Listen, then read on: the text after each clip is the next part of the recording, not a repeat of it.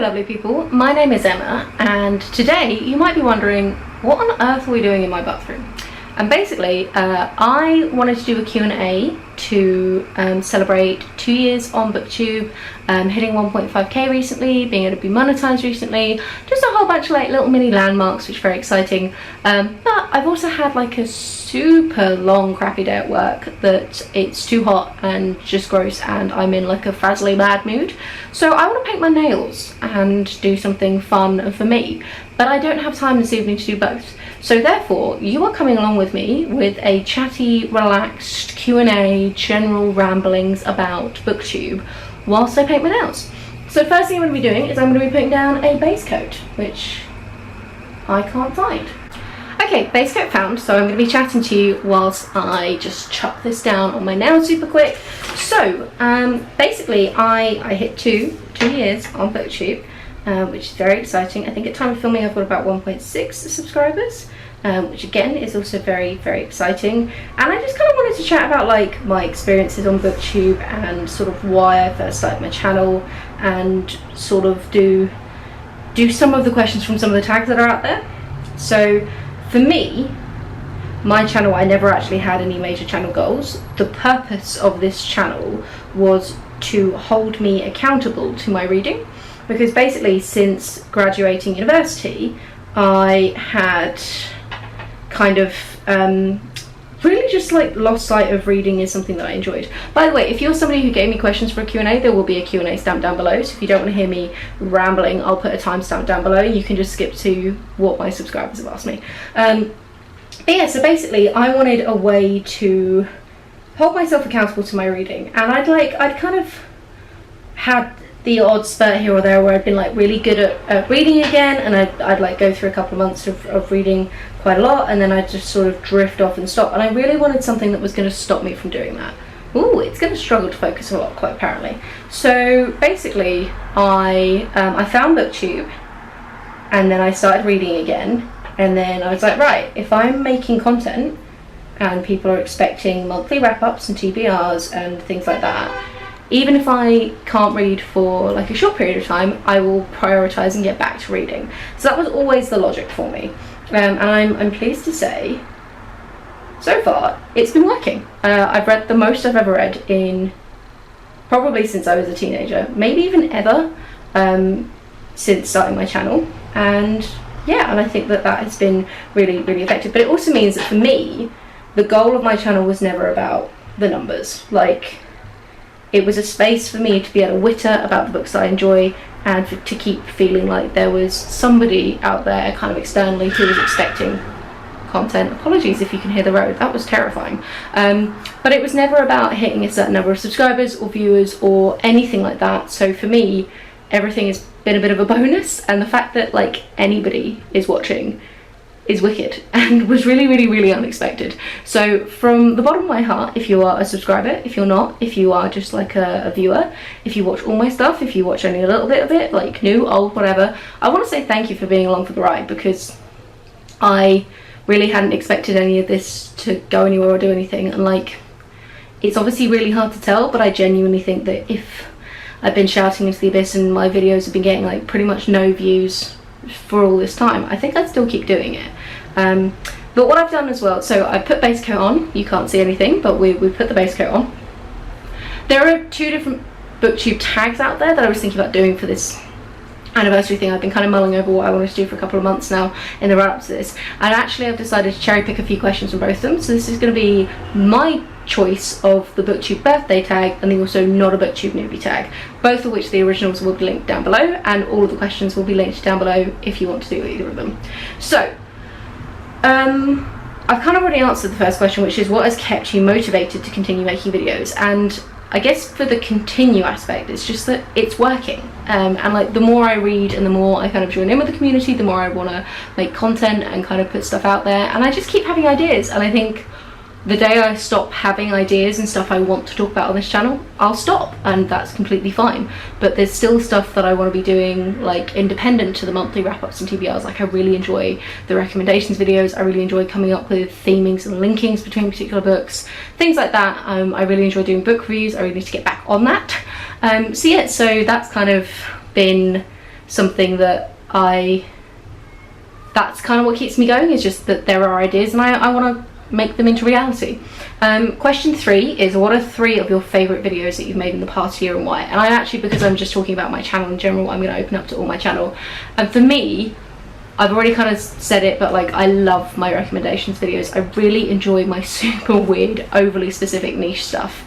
And I know it's not for everyone, and that's completely fine, but like, recently I did one on books that are related to fabric, and then I showed you guys my embroidery, and then I you know, I've done ones before on like personhood and identity in the self, or like ones with multiverse timelines, or like all sorts of stuff like that. I've got a couple more ideas coming up soon that I think people are going to really enjoy. And the thing is, those videos do very badly if you're like strictly looking at the numbers of analytics and views, but they are, and actually when I post them, quite often they lose me subscribers, which is quite funny. My personhood, identity in the self one lost me 10 subscribers in the first hour. Hysterically funny.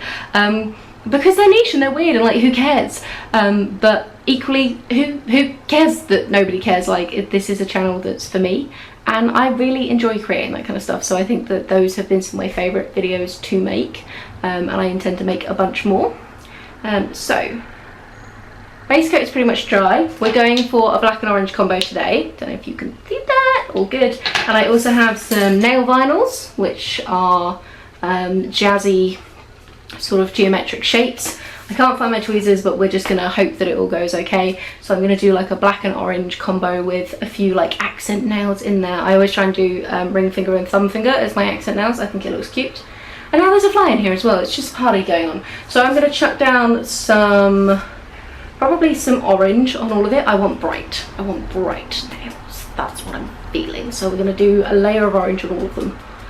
So yeah, so those are what I'm thinking for my videos. And actually, I wanted to talk about like subscribers and kind of numbers, because I was seeing recently on Twitter a lot of people who were like, oh, I'm losing subscribers and it's so frustrating and I hate it, or like, oh, my channel growth has really slowed down and I'm just frustrated and I hate it. And like, don't get me wrong, I am one of you. I lose subscribers like you would not believe. My channel growth fluctuates quite a lot. A lot of my channel growth has been down to shout outs, primarily from the book Olive. So like, huge thanks to Olive, which she already knows how much I appreciate her for that and for her channel in general. But like, I always think if somebody unsubscribes, so what? Like, it's kind of a, if they're unsubscribing to you, they probably weren't watching your stuff anyway. And like, actually, what is more important to you as a creator? A number of people artificially just like hitting a button once to say, yeah, I'd probably like to see some more stuff with you. Sometimes in response to people doing those shout outs, being like, I'm really close to this number, I'd like to get to a certain point. But if they're not actually engaging with your content and watching anything, they're not really here for you.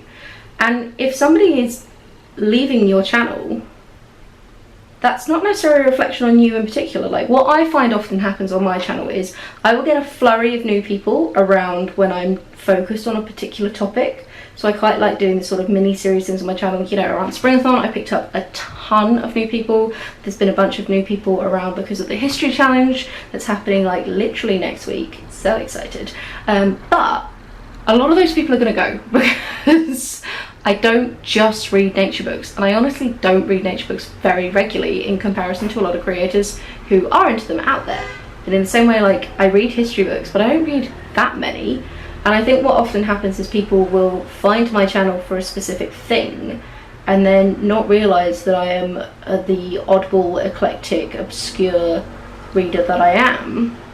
And then the next 2 months worth of content I'll put out will almost like barely touch on whatever it is that they subscribed for, and then they'll go.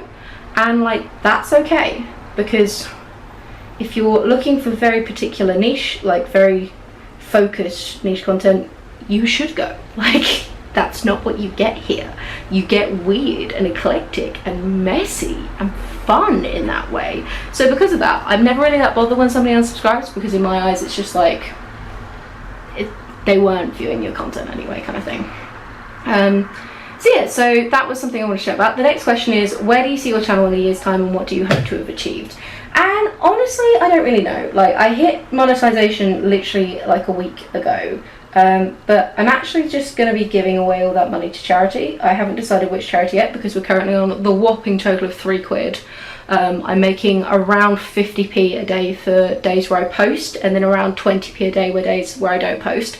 To give you an idea of the highs that you get to, the riches of hitting monetization finally.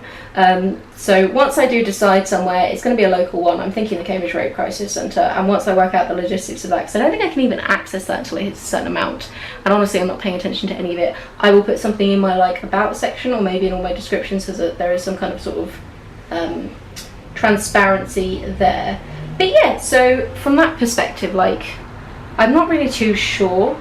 Obviously I've said that I'm not bothered by the numbers, but like 2k would be cool if it means people are watching and there's like the equivalent jump in views.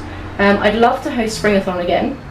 I'm assuming that I would quite like to host the history challenge again because it's only been fun so far. So yeah, I think just that really, and I think just continue creating 2 videos consistently a week. There's sort of more of the same, which is such a boring answer, I know, but like, I like what I put out. Otherwise I wouldn't be putting it out. So yeah, and like I talked at the beginning of the year about secret TBRs and doing that kind of thing and more reading vlogs, and I think I've really established that I'm not that kind of a creator, and I'm very bad at secret TBRs, and I want to read a weird mix of stuff, like more of a weird mix than the secret TBRs allow me to, and I'm very bad at vlogging and I don't enjoy it. So every once in a while you get something a bit vloggy from me, but you're not going to see it. I am really like set up the camera, have a specific list of books that I want to talk about for a specific reason, and sit and talk about them, and I think I'm okay with that. Like I did a tier ranking video recently that will never see the light of day because it's shit, and it was an interesting experiment, but I don't need to repeat it. I'm happy to let these things go by. I don't even do that many tags really. So yeah, so that's kind of what you can expect. 1 coat done. They'll probably need a 2nd coat, to be honest. So next question is, how old is your channel? 2 years. This is now moving on to the Booktube newbie tag, I think.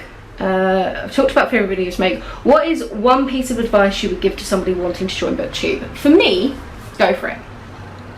Just go for it, because actually everybody's voice is important and interesting, so I think go for it. Like, none of us have any more weight than anybody else, so definitely go for it. But also be really honest with yourself with the reasons about why you're getting into it. Like, if you want to get big, be honest with the fact that you want to get big, and then like plan accordingly for how much energy and effort will need to go into that. And there's a tendency in the Booktube community to be like, oh, we're so nice, we're so friendly, everyone loves each other, and like you see that quite often in like some of the earlier content that people were putting out on Booktube newbie things and things like that. But like, I would don't get obsessed with the concept of the community, because honestly I think that idea is quite overblown.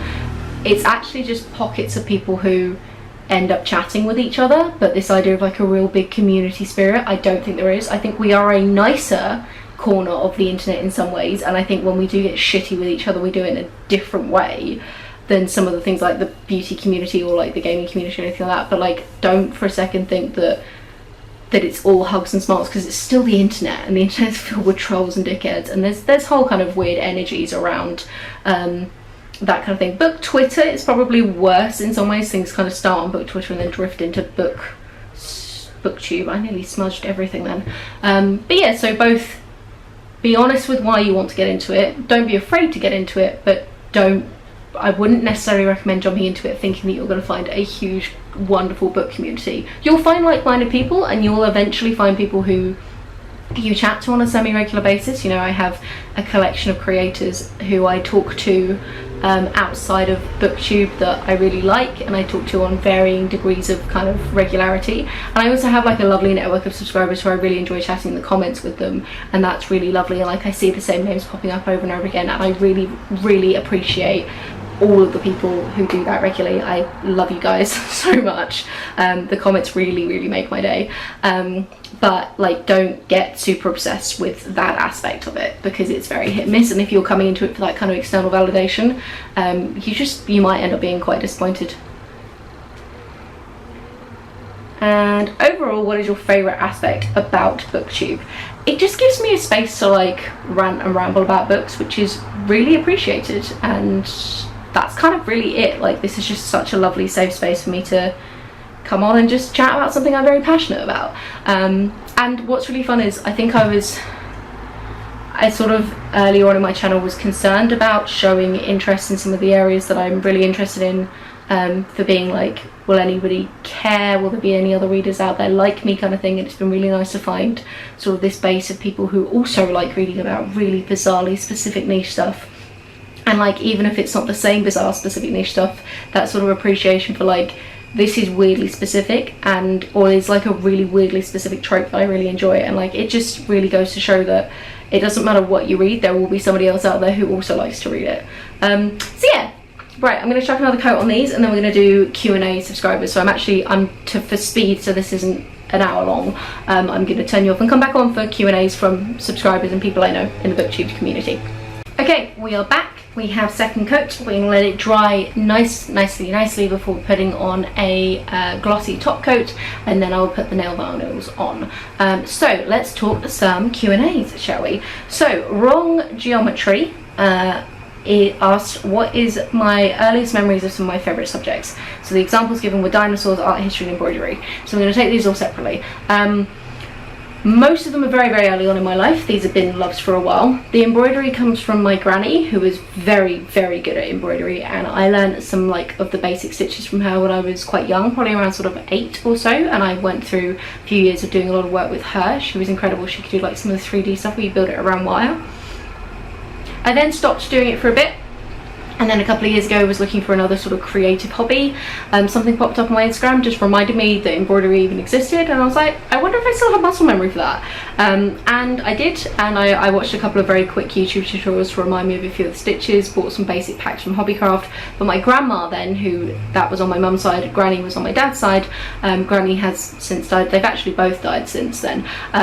But Grandma, who was still alive at the time, was like, oh, I've got tons of stuff from your grannies, and I've got loads of like stitching books and all sorts of things, would you like any kind of help? So it became something that I did with her as well. So it has been connected with both of my like grandmothers on both sides, but just at like different points in my life. The art history one has literally been like since I can remember. My dad has always been really into art. He was an artist for a while. He makes ceramics. He just generally kind of has always been, and like he's done other art things and like been to art college and stuff like that. So a lot of my very early memories were hanging out with fellow arty friends of his and like going to museums and art galleries and things like that. One of my earliest memories is a classical music concert at the Barbican, because I'm really leaning into that like middle classness, like really grind that in.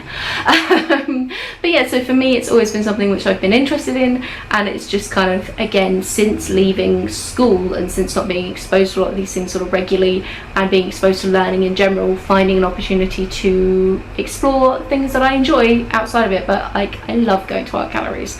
My favourites really are probably the Pre-Raphaelites, specifically Holman Hunt, but I also really like Stubbs's work with horses, the really, really big horse, Whistlejack I believe it's called, at the Portrait Gallery is normally where he is. I like the Surrealists as well quite a lot. Yeah, just generally I like quite a lot of different art out there. And then dinosaurs. I went through the standard dinosaur phase that I think everybody goes through as a kid. Walking with dinosaurs was a big thing in my life. Like, I loved that as a kid. This is actually what this is all based off of. You can see this guy here, he's had a bit more work done to him. And then there's my La Pleurodons. I can't show you the other one without probably hurting my own arm. But this is actually a reference to some of my favourite episodes of Walking with Dinosaurs. And then that way, if it becomes no longer paleontologically accurate, which it isn't because none of them are feathery, it's not a problem because it's specifically referencing that TV show. That TV show is now on Netflix, and I would 110% recommend it. Both animatronics and CGI hold up incredibly. It's so good. So that's really where it came from, and then it's just something that I've like never fully let go of. And the Walking with Dinosaurs TV show coming back on to Netflix kind of really reminded me and reinvigorated that love. Also, Wrong Geometry asked, what are my favourite films, both the book adaptations and non-book adaptations? I really like Mona Lisa Smiles. It's got Julia Roberts in it, and Julia Stiles and Maggie Gyllenhaal, and just I really enjoy it. It's about a like women's college in I think the 50s, and it's just, yeah, it's all about art and what it means to be a woman and a woman's place in society, and I really love that one. What else do I really like? I like some of the Studio Ghibli films, specifically Spirited Away is the one that I really enjoy. I also, obviously, the Jurassic Park franchise, like I unironically love the Jurassic Park franchise, all of them. My favourite is probably Jurassic Park 3, but it does change on the day. I will insert here a picture of my Jurassic Park 3 themed tattoo, because this is not the only dinosaur on my body. We have like so many dinosaurs. That love is literally engraved into my skin now. So yeah, I'll chuck that here. Then for book adaptations, I think Water for Elephants is one of the best book adaptations out there. It's so beautiful, and I think circus is such a visual medium that I would, yeah, I'd say that one actually works better on screen. Honestly, I don't watch that many films or that much TV. I'm quite bad at it. I love the Carry On movies from as a kid. I was always really into them, and I really like the original Indiana Jones trilogy. That was like, again, a firm favourite as a kid. There's probably other ones that if you like listed a bunch, I'd be like, oh my god, I love that one, and that kind of thing. But those are the ones that like immediately jump to mind as being firm favourites. Oh, that is still squidgy. I've just put a nail mark in it. Yay. Then Justin from Triumphal Reads asked, what are my most overhyped and underhyped dinosaurs? So for overhyped dinosaurs, I think it would be pretty much anything that features heavily in the Jurassic Park franchise. Like, to be honest, Velociraptors are hugely overhyped. Sorry, I've just smudged another one. I'm doing so badly. Velociraptors are hugely overhyped because they didn't look anything like they did in the movie. Those are actually based probably loosely off of Deinonychus, which is another of the raptor types and another theropod. Velociraptors were tiny, they were literally chicken sized. So those are some of the most like I almost said misunderstood dinosaurs then. It makes them sound like little emo kids, doesn't it? Probably like overhyped and misrepresented dinosaurs. The T-Rex is cool, but it's not as cool as everybody makes it out to be. There are other really cool theropods, which is the term for like a meat-eating dinosaur, around in that kind of an era as well. For underhyped ones, I actually am a huge fan of some of the other stuff that was around in the time of the dinosaurs that isn't technically a dinosaur. So the plesiosaurs I think are ridiculously cool. That's what this guy is. He's a Liopleurodon.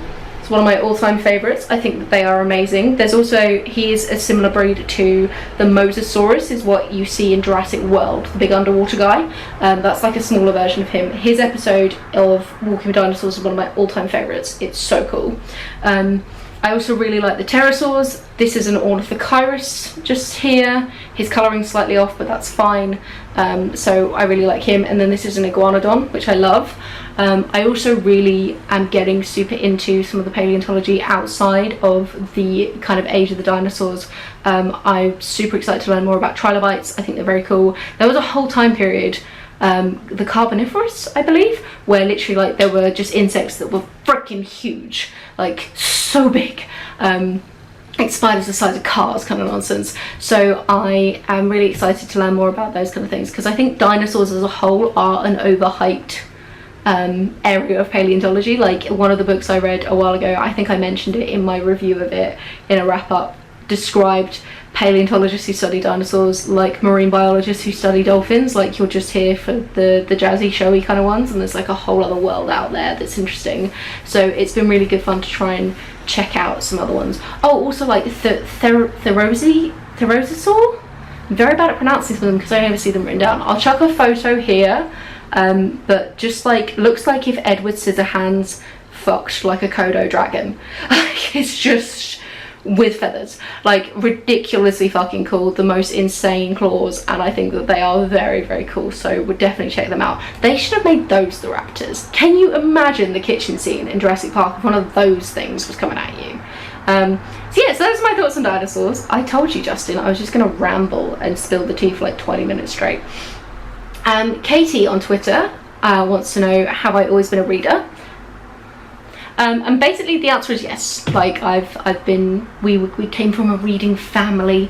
Books are a very big part of it. There have been periods in my life where I didn't read as much, but I've it's something which is kind of well established, well ingrained, which I know is actually not a very interesting answer. Katie also wanted to see some more of my new embroidery projects, and what I'm going to do is I'm going to insert some footage into here so that way you can see some of the stuff. I'll go film it when I'm not in the bathroom halfway through painting my nails. Okay, so this is the project I think I showed in the end of my embroidery video. This is it all finished up. I think it looks quite cool. Like, I think it's quite interesting. It really hurt my hands to do it though, because all of this fabric was so thick to try and stitch through. So that's the latest one that I finished. And then I have been working on this guy for ages. I don't know how well you can kind of see that. Kind of going for a sort of purpley exciting thing, but it takes quite a long time. Yes, there are several different shades of purple in this guy. I don't know. Oh, it's not going to focus. Look at that. Look at that mess of purple. My bad. But yeah, so at some point I'm going to finish this, but I really haven't been doing much stitching recently. So it's no big deal, but yes, that's what I've been working on for the person who was asking about my embroidery. Okay, so we have second coat of orange, and I also put a nice thick glossy top coat. I kept nearly trying to say taco then. I've been watching too much Christine. So I need that to dry, and then we're going to put nail vinyls on and we'll run through that. So next question is from Monica from Mooney Reads, and that question is, what did you do at school? And at school I studied philosophy. That was my undergraduate, which is a stupid degree. No, I am kidding. I think I say that most times that I talk about my degree. It was generally interesting. I studied at Cambridge, which is very into analytic philosophy rather than continental philosophy, so we don't get to do some of the crazy fun trippy stuff. You do a lot of David Hume. I personally really liked the ethics and political philosophy section, and then also the aesthetics section, and I did a bit of logic as my final, my dissertation. I talked about logical form in that. So that was what I did at university. If I could go back and kind of cast a magic wand over it, I might have gone back and done art history. At time of applying, I didn't actually think I was going to get accepted, and so I just kind of picked my sort of favourite topic from school. We were doing RE at school, and that was kind of similar. So that's sort of how that happened. Monica also asks, what do I do now? And that was also asked by Matt R. Both of you would really like to know what my job is. So I am the marketing manager for a local escape room. It's a little independent business, so I'm their marketing manager and part of their senior leadership team. And then before that, because somebody was asking on one of my videos recently about my circus career, basically before that I ran my own business teaching circus skills in primary schools in after school and lunchtime clubs. So I have toured with the circus before. I have a diploma in circus skills. It was something I did in like a summer program in between some of the years of uni, and I spent 4 years running my own business doing that alongside performance and personal training as well. So that's what I did before working for the company I work for now. But yeah, so that's kind of my jam, that's my thing. The company I work for, we do a lot of very creative performance-based stuff with the escape room. So when I'm actually running the games, I get to do a lot more of the kind of performance-based stuff from my past, and then obviously the marketing side of things is something I did a lot of in my own business. Naturally at the moment, things with the whole pandemic and all that jazz is a little tricky in places, but we're doing what we can. And then Matt R would also like to know, where am I based and what is my favourite genre? So I'm based in Cambridge, at the moment very central, but Andy and I are about to move further out to get a little bit more space. It should be really exciting. We haven't actually picked a location yet, but I will be moving in the next 2 months, which is going to cause chaos for this because I've never moved and had a channel before, and I don't know what I'm going to do. I might pre-film a bunch of book reviews and then have them queued up to go out, but work is a bit manic right now, so I don't even know if I have the time to pre-film a bunch of stuff ready to go out, so there might just be a gap, and if so, I'm really sorry. It's the first time it will ever really happen on my channel, but there may just be a gap. I've normally been very good at like making up of like back filming stuff for when I go on holiday and things like that. There's never really been gaps in that way, but it may just not happen this year. Like honestly, this whole thing might not, like, has been a nightmare to do alone this week, and the next few weeks will be a bit crazy. Matt also asked, what is my favourite genre? And I can't answer that. Like, I'm so bad at talking about what my favourite genre is because, as you know, regulars on this channel will know, I love reading all sorts of stuff. At the moment, I'm really enjoying jumping back into fantasy and sci-fi, but I'm probably starting to hit my threshold for that, where I'm going to back off of that for a second. For like consistency's sake, I probably would say gothic literature, whether it be modern or classic, because that seems to be the one where I love probably like 95% of what I read. Obviously paleontology as well in there, like if it's a paleontology non-fiction book, I'm going to enjoy it. But I can't really answer what is my favourite genre. Like that's pretty much all I have for you. Right, so what I'm going to do now is I'm going to jump back off of camera because I think I've answered all the questions and I've kind of chatted about the stuff I wanted to talk to. So I'm going to finish off my nails and then I will come back at the very end to show you what ones of these funky nail vinyls I'm going to do. I would try and work out how to get you guys to see it, but I really can't be bothered. So basically, I don't know if you can see easily on these. Ooh, ooh, ooh, shiny. There we go. I'm gonna take some of these ones and put them on some of these nails. Look at that orange, isn't it glorious? Nail vinyls are basically like you stick them on your nail and you paint over it and then you peel it off, which is why you have to put down a top coat, otherwise it will peel off the bottom layers of nail polish and ruin everything. So yeah, so you do that and then you put like another glossy top coat on top to seal it all in. So they're a really easy way of doing nail art, hypothetically, if you want to get into nail art, rather than like, this is a booktube channel, what am I doing? But yeah, so I'll jump back in at the end. Okay, it took a little while because it takes ages for things to dry, but I've been listening to an audiobook whilst I'm doing it, and let's show you. Oh, can it focus? Can it focus? What if I cover my face? Yes, it can, kind of. Basically, I've gone for like a fun kind of clipped the nails and then done some funky stuff on my thumbs, and yeah, that's generally. Oh, and I've triggered Siri. Just a moment. Siri, go away. So yeah, so that's what I've done, which has been good fun. I've got a top coat on there. It's a little bit messy, but I really don't care. And this has been nice. This has been a really good way of relaxing after a day that was a bit stressful and a bit hot and a bit fraught. So I hope that this has been mildly entertaining for some of you. If it does badly, I don't really care because I make my videos for me, and the analytics are not important. So yeah, so have a wonderful reading week, and I'll chat to you all soon. Bye.